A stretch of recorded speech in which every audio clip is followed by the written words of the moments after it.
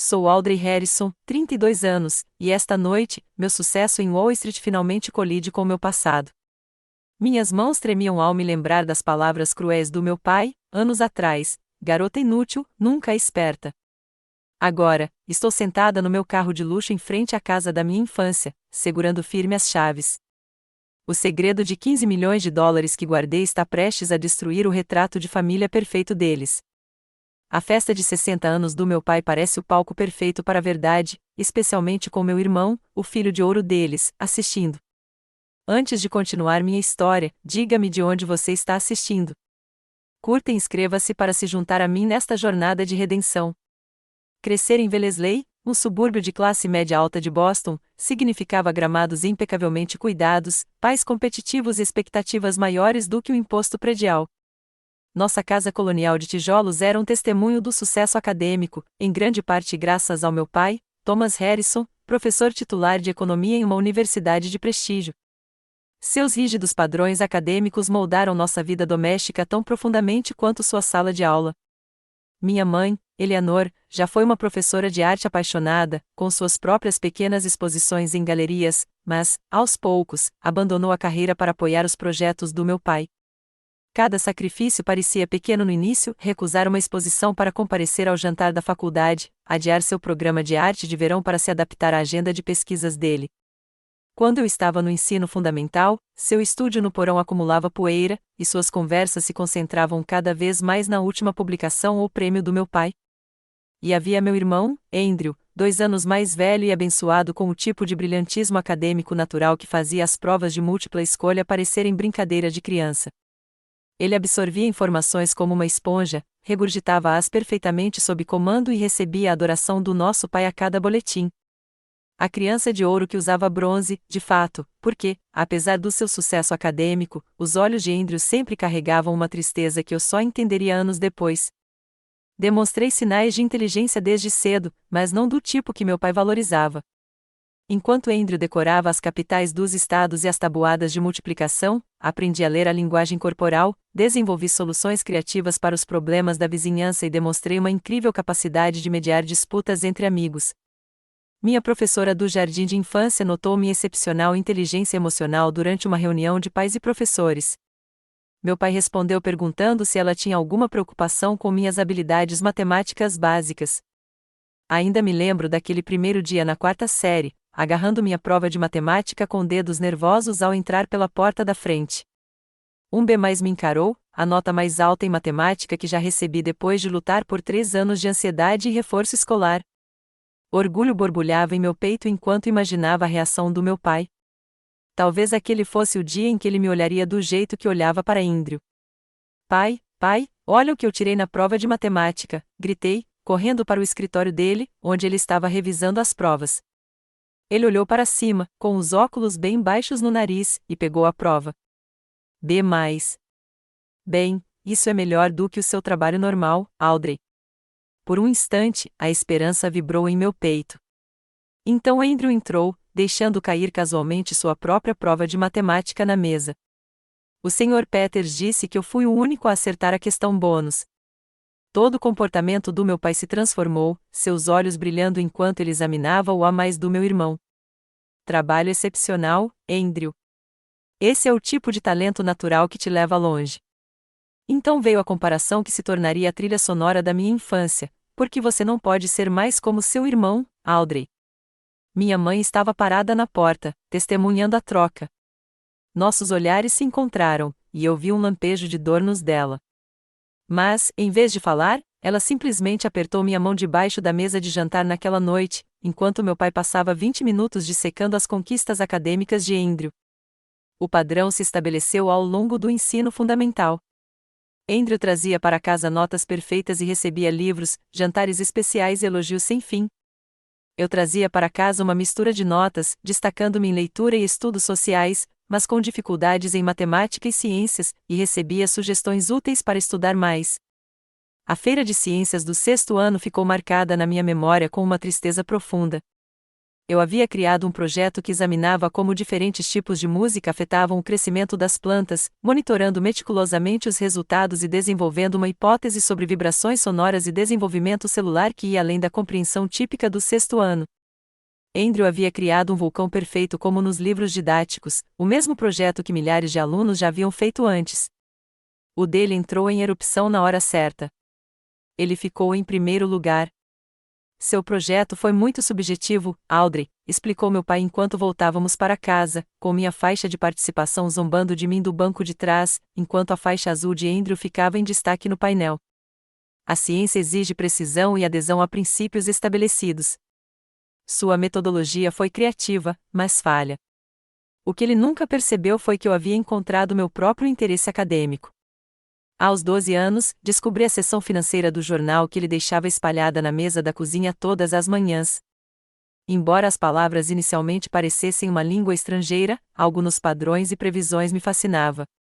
Comecei a acompanhar as ações mencionadas nos artigos, criando meu próprio portfólio em um caderno escondido debaixo do colchão. Certa manhã, no café da manhã, cometi o erro de compartilhar minha primeira previsão. Pai, acho que aquela empresa de tecnologia que você mencionou ontem vai aumentar de valor.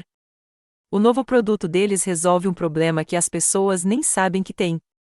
Ele abaixou o jornal apenas o suficiente para me olhar com ar divertido. E o que você sabe sobre análise de mercado, Audrey? Tenho lido a seção financeira e notei que, sempre que as empresas desenvolvem soluções para problemas invisíveis, suas ações geralmente sobem em 6 meses. Quando minha previsão se confirmou 3 meses depois, com as ações subindo 20% após o anúncio do produto, mostrei-lhe o jornal, entusiasmado. Palpite de sorte, disse-lhe antes de se virar para questionar Andrew sobre sua preparação para o clube de debate. Aquele momento me ensinou algo valioso. Meu pai nunca via o que não estava procurando. Então, parei de buscar a aprovação dele e comecei a desenvolver meu entendimento financeiro em particular.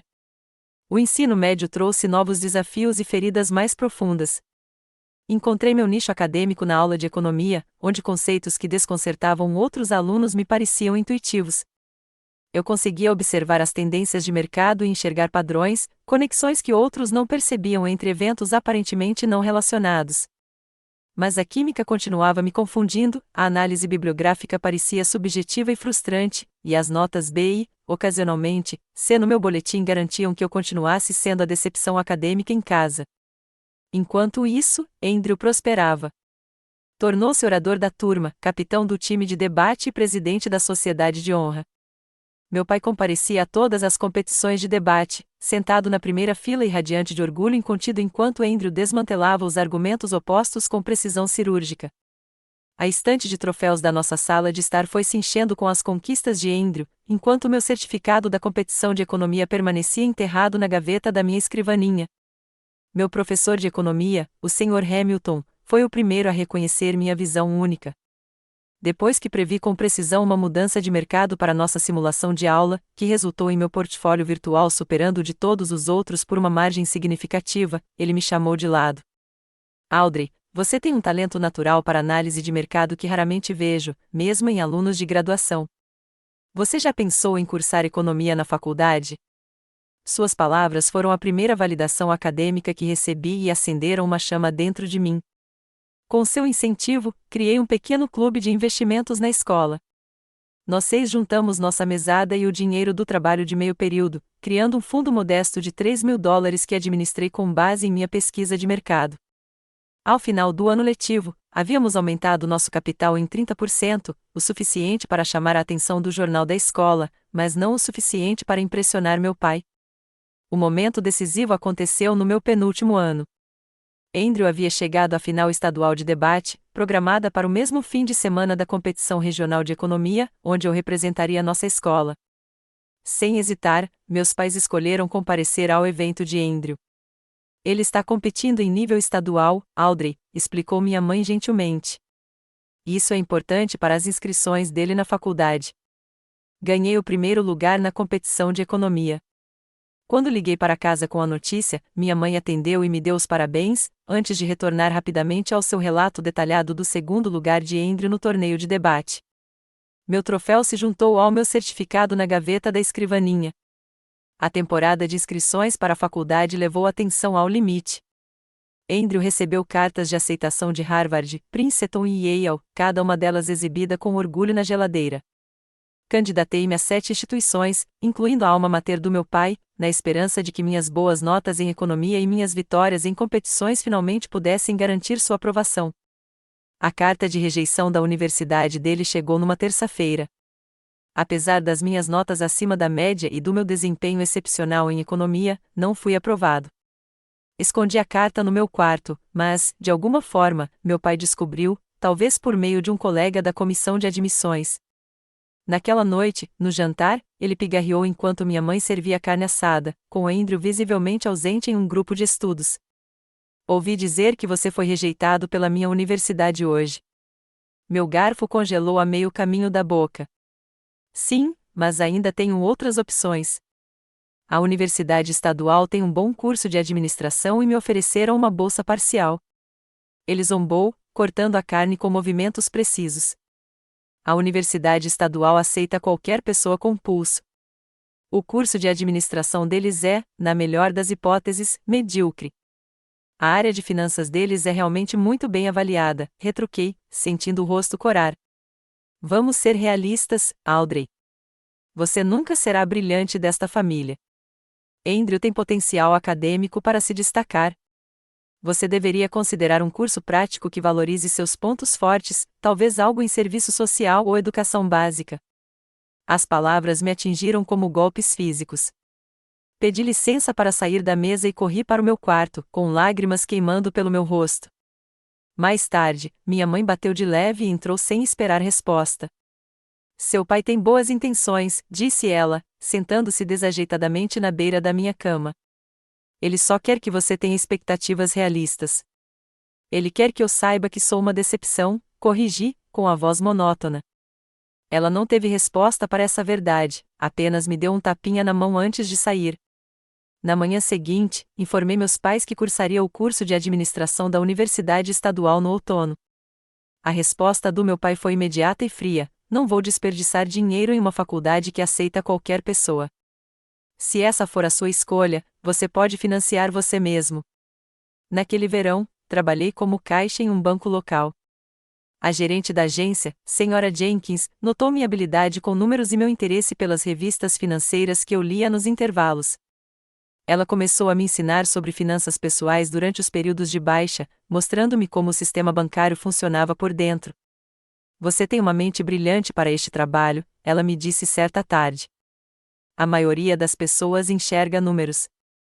Você enxerga possibilidades. Na noite anterior à minha partida para a faculdade, minha mãe entrou no meu quarto e me entregou um envelope. Dentro havia $5.000, quase todas as suas economias. Eu acredito em você, sussurrou ela, me abraçando com força. Mostre a eles do que você é capaz. Saí de casa na manhã seguinte com o dinheiro dela, minhas próprias economias do assalto ao banco e uma determinação de provar que meu pai estava errado, que ardia mais intensamente do que qualquer paixão acadêmica. Chegar à Universidade Estadual foi como entrar em liberdade. Pela primeira vez, ninguém me comparou a Andrew. Ninguém tinha ideias preconcebidas sobre minha inteligência ou potencial. O campus se estendia por 40 hectares, com prédios antigos de tijolos se misturando a estruturas modernas, tudo representando possibilidades. Minha colega de quarto, Jasmine, era tudo o que eu precisava sem saber, formada em comunicação, com cabelo roxo vibrante e uma risada contagiante. Ela me aceitou imediata e completamente. Garota, quem se importa com o que sua família pensa, disse ela uma noite, depois que confessei as palavras do meu pai enquanto comíamos pizza barata no nosso dormitório. A faculdade é onde você descobre quem você é, não quem eles querem que você seja. A realidade financeira significava trabalhar em 3 empregos e manter a carga horária completa, manhãs na biblioteca do campus, noites como garçonete em um restaurante local e fins de semana como assistente virtual de um blog de investimentos. Cada dólar era destinado à mensalidade, aos livros ou ao meu crescente fundo de investimentos. Minha primeira aula de finanças me apresentou a professora Diana Carson, uma ex-analista de Wall Street que havia deixado o mundo de alta pressão para lecionar. Enquanto outros professores davam aulas com base em livros didáticos, ela trazia cenários do mundo real e nos desafiava a pensar além da sabedoria convencional. Depois que questionei uma de suas afirmações sobre o comportamento do mercado durante a aula, citando 3 exemplos recentes que contradiziam a teoria tradicional, ela me pediu para ficar depois da aula. A maioria dos alunos simplesmente aceita o que eu digo porque está no livro didático, disse ela, me observando com olhos aguçados. Você realmente analisa e verifica. Isso é raro. Ela se tornou minha mentora, reconhecendo que minha abordagem à análise financeira diferia dos métodos tradicionais. Enquanto outros alunos se concentravam exclusivamente em balanços patrimoniais e desempenho histórico, eu incorporava tendências sociais, desenvolvimentos tecnológicos e mudanças culturais às minhas previsões de mercado. Você tem uma mente nada convencional, Audrey, disse-me o professor Carson durante meu primeiro ano. Você vê conexões que os outros não percebem porque você olha além dos números. Isso é tanto um dom quanto uma desvantagem nesta área.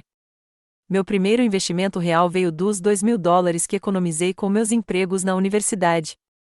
Contrariando o conselho convencional, investi em uma startup de tecnologia especializada em análise de mídias sociais, uma empresa que a maioria dos analistas ignorava devido ao seu início modesto e modelo de negócios pouco convencional. Em 8 meses, meu investimento triplicou de valor, à medida que grandes corporações começaram a reconhecer o valor dos dados de mídias sociais. Esses $6.000 pagaram a mensalidade do semestre seguinte e validaram minha abordagem.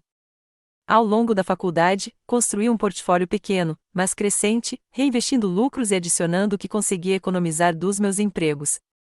O professor Carson me apresentou a literatura sobre investimentos não abordada em nossos cursos, e passei horas analisando padrões de mercado, desenvolvendo meu próprio sistema para prever tendências com base em dados financeiros e observações sociais.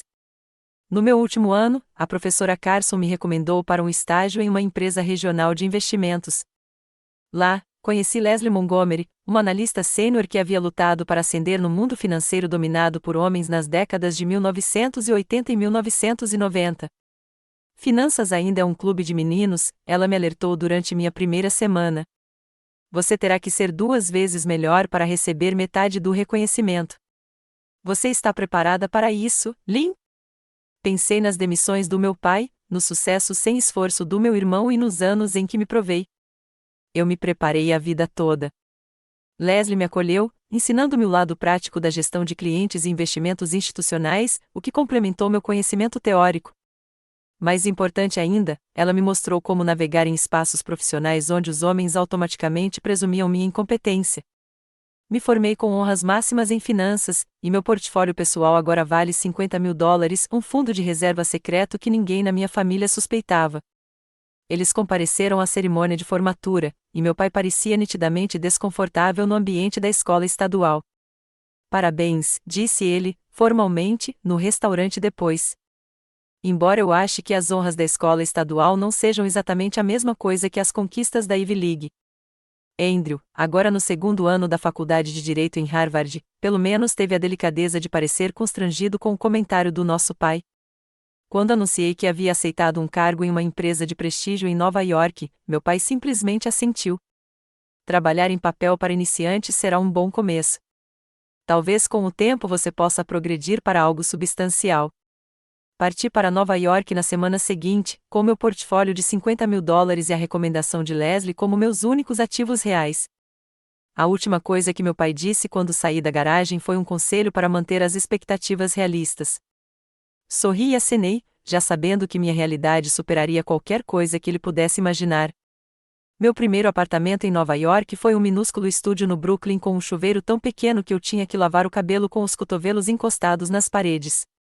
O trajeto de 1 hora até o distrito financeiro de Manhattan me consumia o sono, mas entrar naquelas torres reluzentes todas as manhãs fazia todo o sacrifício valer a pena.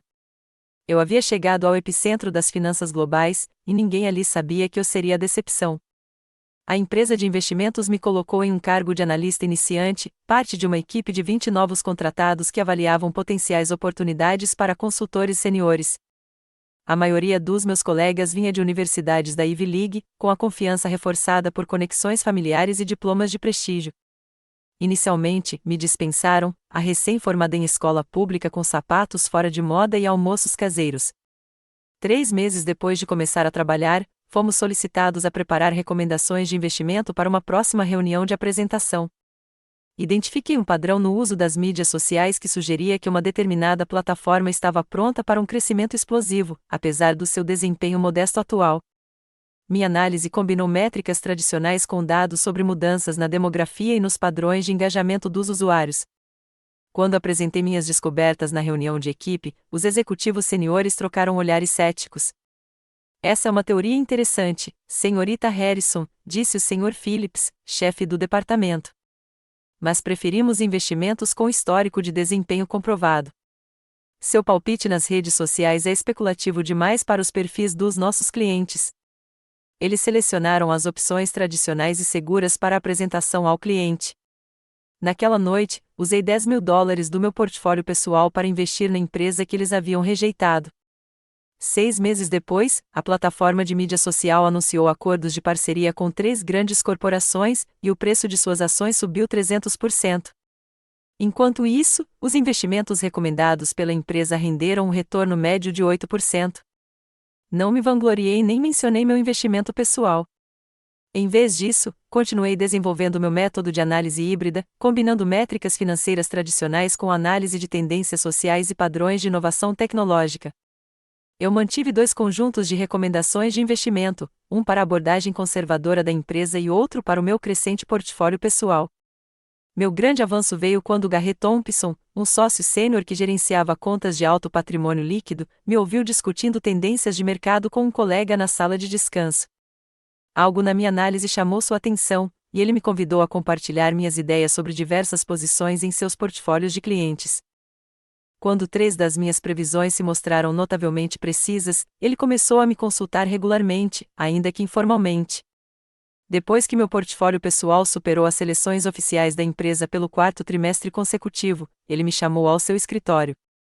Você tem uma abordagem incomum, Audrey, disse ele, recostando-se em sua cadeira de couro.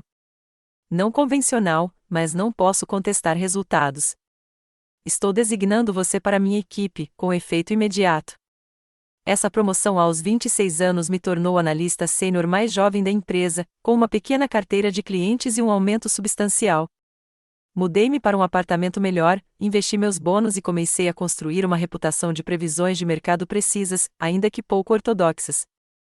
Nos 2 anos seguintes, desenvolvi um algoritmo de investimento que quantificava minha abordagem analítica, combinando indicadores financeiros tradicionais com análise de sentimento em mídias sociais, taxas de adoção de tecnologias e previsão de tendências culturais. Minha carteira de clientes superou consistentemente as médias do mercado por margens significativas. Meus investimentos pessoais cresceram exponencialmente à medida que eu aplicava minha metodologia com mais liberdade do que a empresa permitia. Aos 28 anos, meu patrimônio líquido ultrapassou a marca de $1 milhão, fato que eu não compartilhava com ninguém, especialmente com minha família. As visitas à minha casa tornaram-se cada vez mais raras, limitando-se aos feriados importantes e a eventos familiares ocasionais. A casa dos meus pais, antes o centro do meu universo, agora parecia sufocante e pequena. Meu pai ainda me apresentava como nossa filha que trabalha para uma empresa em Nova York, enquanto falava longamente sobre os casos de Andrew em seu prestigiado escritório de advocacia. Ainda empurrando papéis na cidade grande, perguntou meu pai durante uma visita de Natal, enquanto Andrew detalhava sua recente vitória judicial. Algo assim, respondi, sem mencionar que agora eu administrava uma carteira de $100 milhões para os clientes mais ricos da empresa. Aos 28 anos, tomei a decisão que transformaria minha carreira. Usando meus insights de mercado, conexões no setor e $800 mil do meu próprio bolso, lancei a Innovative Capital, uma empresa de investimentos boutique especializada em identificar oportunidades em mercados emergentes que outros não perceberam.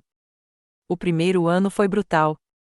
Trabalhei 18 horas por dia, dormi no sofá do escritório e investi cada centavo na construção do negócio. Clientes tradicionais eram céticos em relação à minha juventude, ao meu gênero e aos meus métodos pouco convencionais. A cada 10 propostas, eu conseguia uma conta pequena. O ponto de virada veio quando Nathan Blackwell, um empreendedor de tecnologia que havia vendido sua empresa recentemente por $30 milhões, decidiu me confiar $5 milhões para investimento.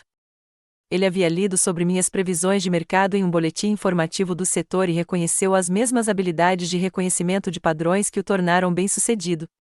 A velha guarda está muito apegada ao que funcionou ontem, disse-me-lhe durante nosso primeiro encontro. Quero alguém que veja o que funcionará amanhã. Seu portfólio cresceu 60% no primeiro ano. A notícia se espalhou e, de repente, a Innovative Capital tinha uma lista de espera de clientes ávidos pela minha perspectiva. Contratei uma equipe de analistas treinados na minha metodologia, expandi para escritórios maiores e me vi administrando mais de 500 milhões de dólares em ativos no meu aniversário de 31 anos. A matéria do Wall Street Journal saiu mais tarde naquele ano. O oráculo social de Wall Street, como os métodos não convencionais de Audrey Harrison estão reescrevendo as regras de investimento. O artigo detalhava minha abordagem única e minha notável taxa de sucesso, acompanhado de uma foto profissional minha em meu escritório de canto com o horizonte de Manhattan ao fundo. Guardei uma cópia daquele artigo trancada na gaveta da minha mesa, mas nunca a enviei aos meus pais. Eles ainda acreditavam que eu trabalhava para uma empresa de investimentos, sem saber que eu era dono da empresa ou que meu patrimônio líquido pessoal havia ultrapassado 15 milhões de dólares. Comprei um apartamento de luxo em Manhattan com janelas do chão ao teto e vista para o Central Park, enquanto eles presumiam que eu alugava um apartamento bacana. Todo Natal, eu minimizava meu sucesso, evitava perguntas sobre minha carreira e ouvia meu pai elogiar o escritório de advocacia de Andrew, que havia estagnado em um nível respeitável, mas medíocre. Eu dirigia um carro econômico alugado quando visitava minha casa, usava roupas simples e nunca mencionava os clientes famosos ou gestores de fundos de hedge que buscavam meus conselhos. Quando chegou o convite para a festa de 60 anos do meu pai, eu sabia que a farsa já tinha ido longe demais. 10 anos de sucesso invisível, de engolir suas rejeições enquanto construía um império, tinham criado um peso que eu não conseguia mais carregar. Era a hora do acerto de contas. A viagem até a casa dos meus pais levou 90 minutos da cidade, e cada quilômetro aumentava minha ansiedade. Eu havia escolhido deliberadamente dirigir meu carro de verdade, um veículo de luxo que valia mais do que a hipoteca dos meus pais, com suas linhas elegantes e logotipo distinto impossíveis de ignorar. Ao estacionar na garagem deles, o contraste entre minha vida e a deles tornou-se visualmente evidente. O modesto casarão colonial, outrora o palácio da minha infância, agora parecia pequeno comparado ao meu apartamento em Manhattan. Fiquei sentado no carro por vários minutos, agarrando o volante, ensaiando o que diria quando as perguntas inevitáveis surgissem. O segredo de 15 milhões de dólares parecia que poderia me sufocar. Respirando fundo, peguei a garrafa cara de champanhe do banco do passageiro e fui até a porta da frente. Minha mãe atendeu, com o rosto iluminado de genuíno prazer. Audrey, você conseguiu. Ela me abraçou forte e depois me manteve à distância de um braço. Você está maravilhosa, tão profissional nesse terno. O que ela não disse, mas eu pude ler em sua expressão, foi surpresa com a qualidade das minhas roupas. O terno preto simples era de grife, com corte impecável e qualidade do tecido evidentes para qualquer pessoa com um olho para essas coisas. Belo carro, acrescentou ela, olhando para a entrada da garagem, além de mim. Aluguel, engoli em seco. Não, mãe, é meu. Antes que ela pudesse processar a informação, meu pai apareceu no corredor atrás dela. Audrey, que bom que você veio. Seu cumprimento foi superficial, seus olhos já passando por mim para verificar as horas em seu relógio. A maioria dos convidados chega às 7. Segui-os até a sala de estar, notando como pouca coisa havia mudado ao longo dos anos, os mesmos móveis, as mesmas fotos de família, a mesma estante de troféus dominada pelas conquistas de Andrew. Meu certificado de concurso de economia nunca fora exibido naquela vitrine. Meu irmão Andrew e sua esposa, Jennifer, chegaram 20 minutos depois. Apesar da nossa história complicada, eu sempre gostei do próprio Andrew, entendendo que ele havia sido tão aprisionado pelas expectativas do nosso pai quanto eu havia sido rejeitado por elas. Nos abraçamos, e ele pareceu genuinamente feliz em me ver. A vida em Nova York deve combinar com você, disse ele. Você está ótima. Meu pai imediatamente puxou conversa com Andrew sobre um caso recente, deixando Jennifer e eu conversando sobre os filhos deles. O padrão era tão familiar que quase me fez rir. Algumas coisas nunca mudam. Enquanto nos reuníamos para um drink antes do jantar, meu pai se apresentou na sala de estar, exibindo a recente vitória de Andrew em um pequeno caso corporativo como se tivesse argumentado perante a Suprema Corte. O advogado da parte contrária nunca previu isso, gabou-se meu pai para o pequeno grupo de colegas universitários que havia chegado. Andrew encontrou um precedente de 1978 que invalidou completamente o argumento deles. Quando um dos convidados perguntou educadamente o que eu fazia, meu pai respondeu antes que eu pudesse abrir a boca. A Audrey trabalha para uma empresa de investimentos em Nova York. Ainda faz aquela coisa de ações, né? Dei um sorriso forçado. Algo assim. A campainha tocou, anunciando a chegada do professor Wilson, um dos colegas mais antigos do meu pai, acompanhado de sua esposa, Susan, e do filho deles, James, que aparentava ter pouco mais de 30 anos. Enquanto minha mãe fazia as apresentações, James parou abruptamente quando ela me alcançou. Audrey Harrison? Perguntou ele, arregalando os olhos. Da Innovative Capital. De repente, a sala ficou em silêncio. Meu pai franziu a testa ligeiramente, olhando de um para o outro com confusão. Sim, respondi, com o coração disparado. Nós nos conhecemos? James balançou a cabeça, com um sorriso no rosto. Não pessoalmente, mas acabei de ler seu perfil na Forbes, o prodígio de Wall Street que revolucionou as estratégias de investimento preditivo. Os retornos da sua empresa são lendários nos círculos financeiros. O rosto do meu pai empalideceu visivelmente. Deve haver outra Audrey Harrison. James já estava pegando o celular. Não, é definitivamente sua filha. Eu a reconheci imediatamente. Ele virou a tela para mostrar ao grupo minha foto de capa da Forbes, onde eu estava confiante em frente à Bolsa de Valores de Nova York. Viram? Audrey Harrison, o futuro das finanças. Minha mãe ofegou baixinho, com a mão cobrindo a boca. Mas você disse que trabalhava em uma empresa de investimentos. Eu tenho uma. O confronto à mesa de jantar que eu havia imaginado por anos finalmente estava acontecendo, e com uma plateia, nada menos. Anos de emoções reprimidas vieram à tona, ameaçando sobrepujar minha compostura profissional cuidadosamente construída. Esconde, repeti, elevando um pouco a voz. Eu não escondi nada. Você nunca perguntou.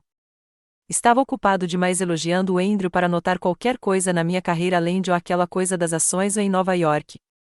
Minha mãe estendeu a mão para mim do outro lado da mesa. Audrey, nós não fazíamos ideia.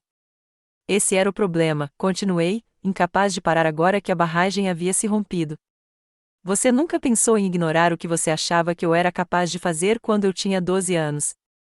Papai me rotulou de eu nunca o brilhante, e isso se tornou a verdade da família. O rosto do meu pai ficou vermelho escuro. Isso não é justo.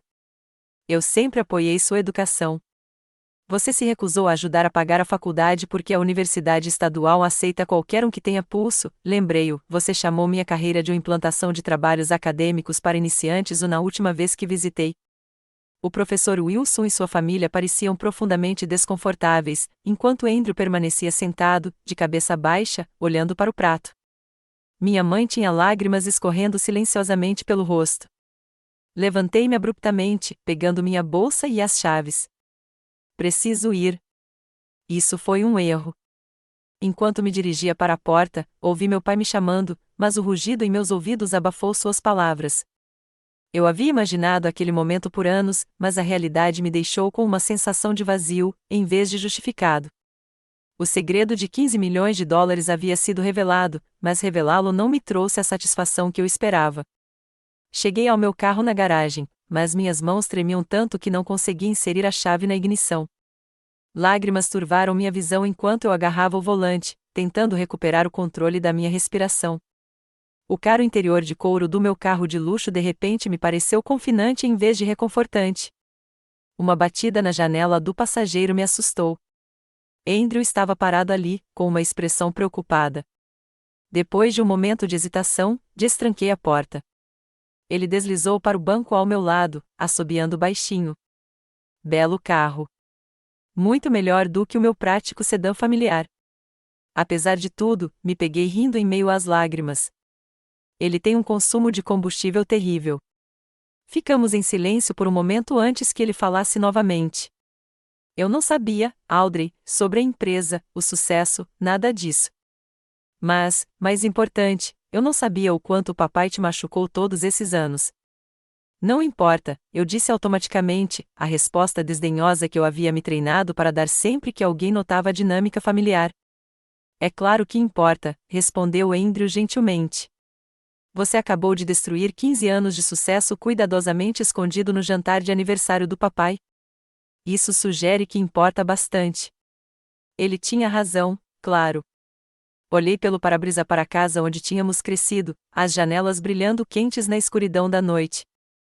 Posso te contar uma coisa que nunca contei a ninguém? Perguntou Andrew, com a voz estranhamente hesitante. Sempre tive ciúmes de você. Virei-me para encará-lo, incrédula. Com ciúmes?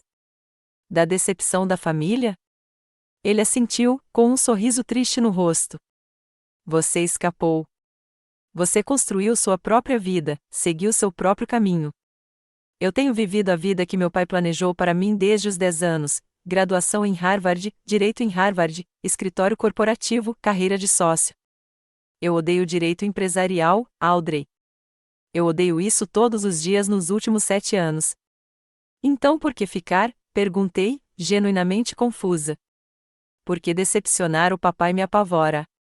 A ideia de perder a aprovação dele é como cair de um penhasco. Andrew passou as mãos pelos cabelos, um gesto tão familiar da nossa infância que me fez doer o coração. Você teve a coragem de se afastar das expectativas dele. Eu nunca fiz isso. Sua confissão mudou algo fundamental na minha compreensão da nossa família. A criança de ouro estava presa em uma gaiola dourada de expectativas, enquanto eu estava livre para encontrar meu próprio caminho, por mais dolorosa que fosse a jornada. Devíamos voltar para dentro, eu disse finalmente. Fugir não resolve nada. Faço isso há 10 anos. Juntos, caminhamos de volta para casa, onde nossos pais esperavam em silêncio tenso, com o jantar de aniversário em ruínas.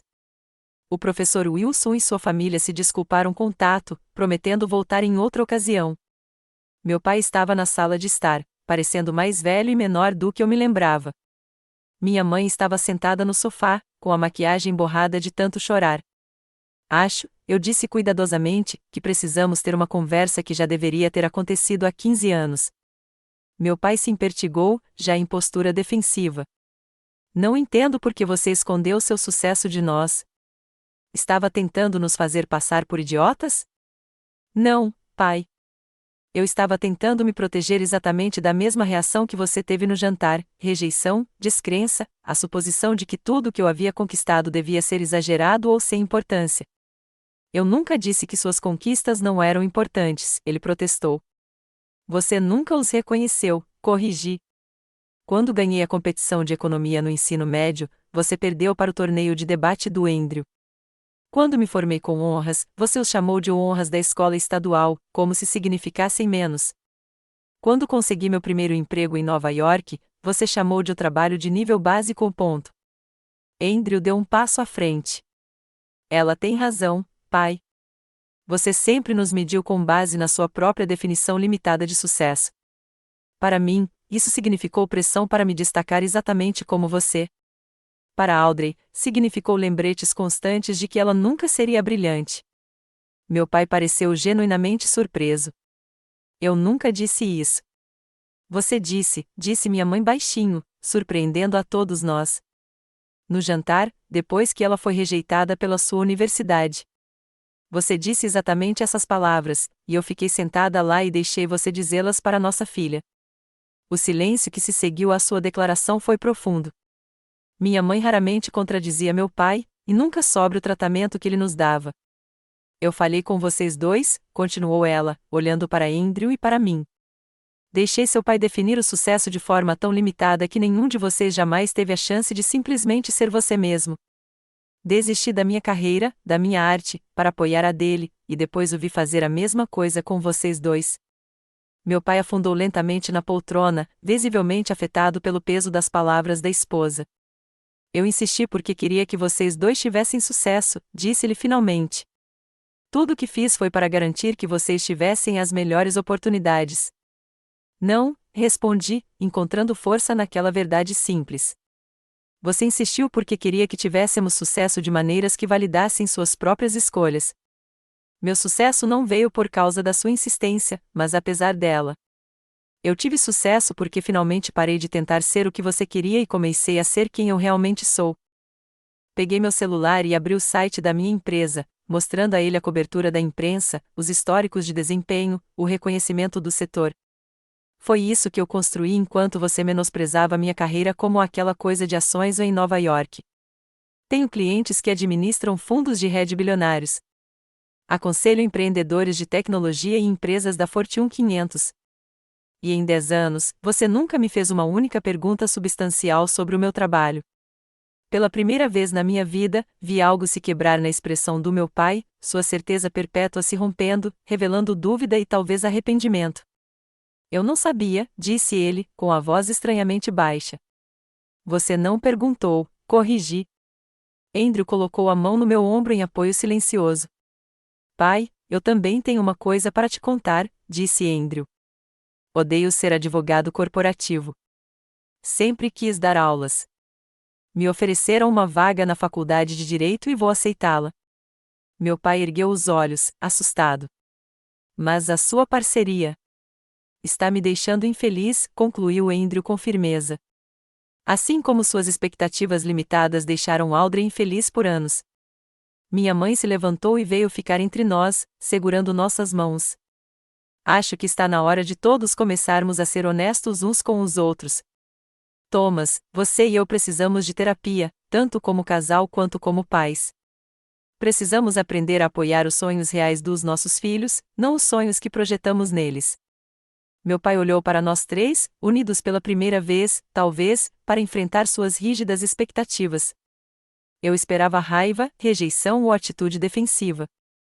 Em vez disso, ele simplesmente parecia cansado e, de repente, muito mais velho do que 60 anos. Eu nunca quis machucar nenhum de vocês, disse-lhe finalmente.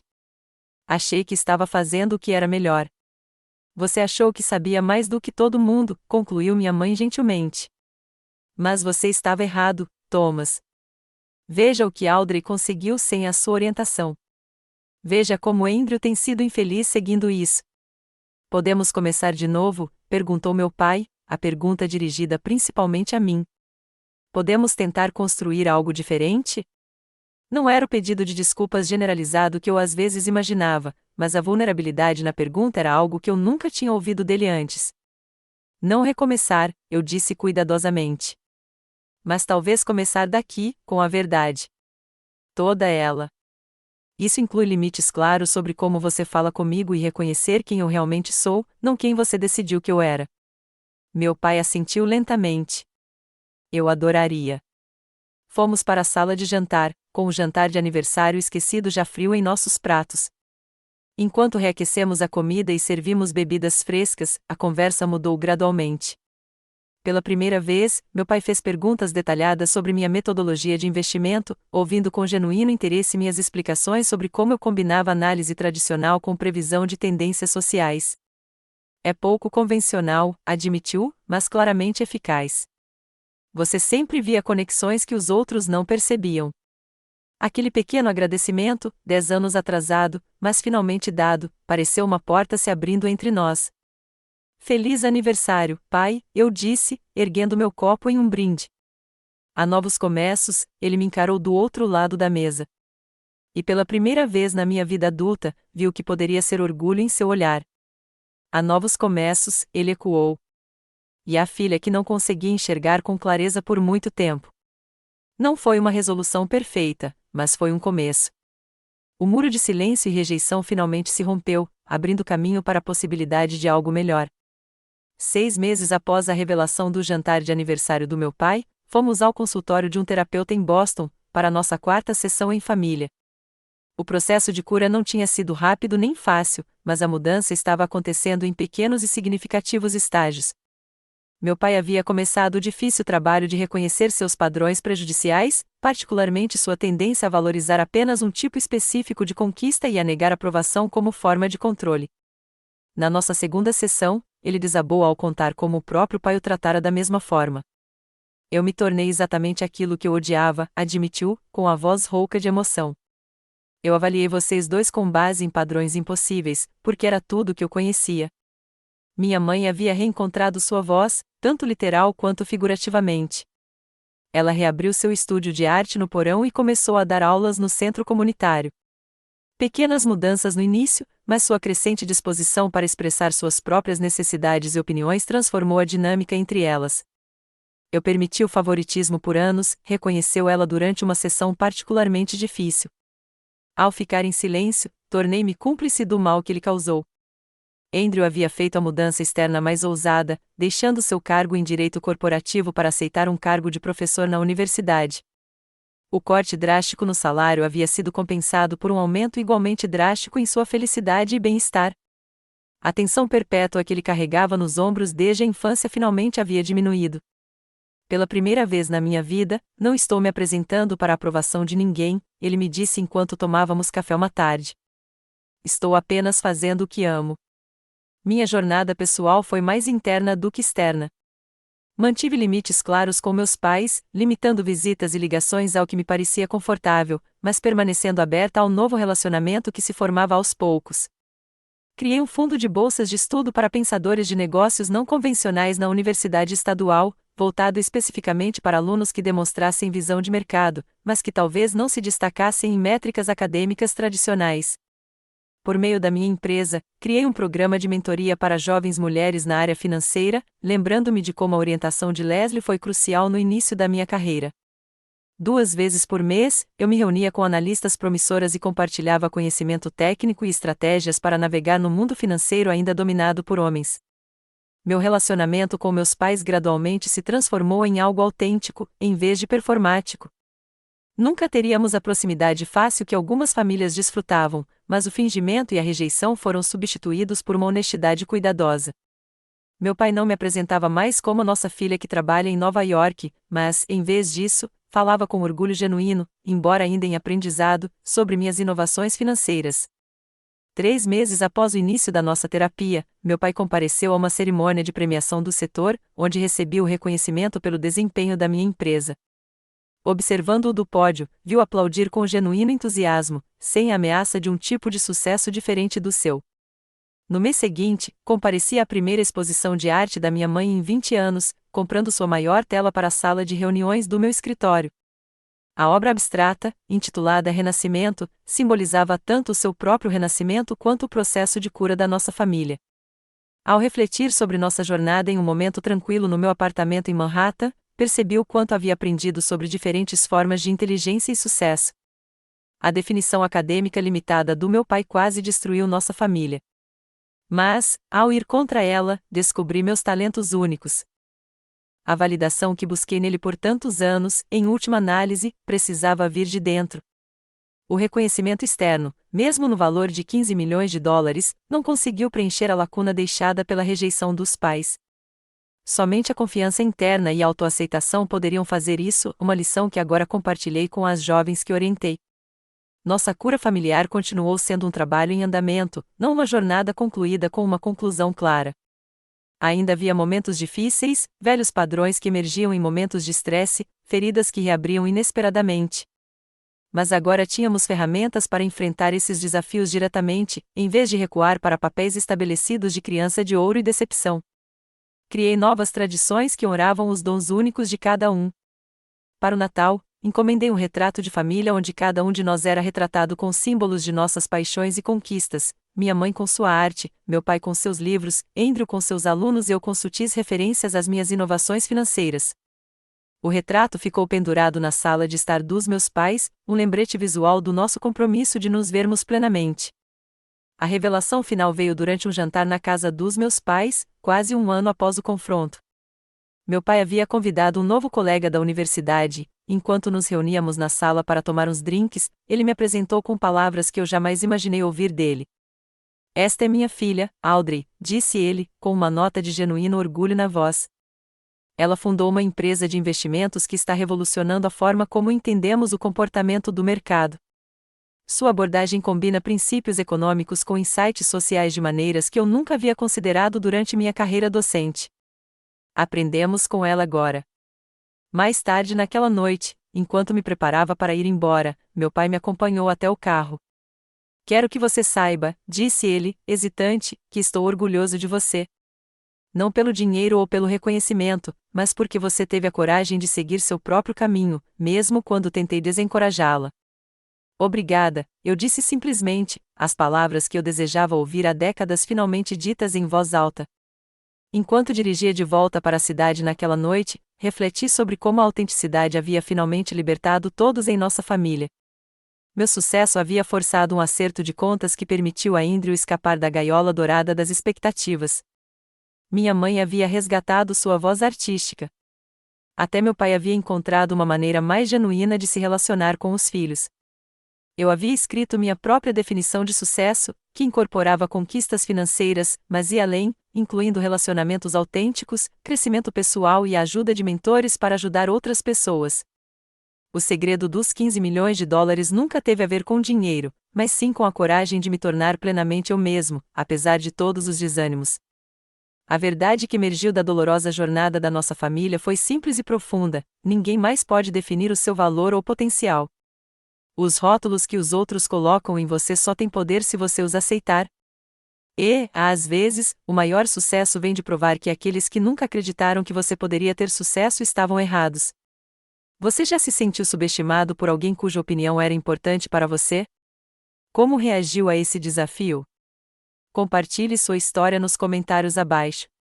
Se essa jornada de superação das expectativas familiares ressoou com você, curta e inscreva-se para ouvir mais histórias de resiliência e redenção.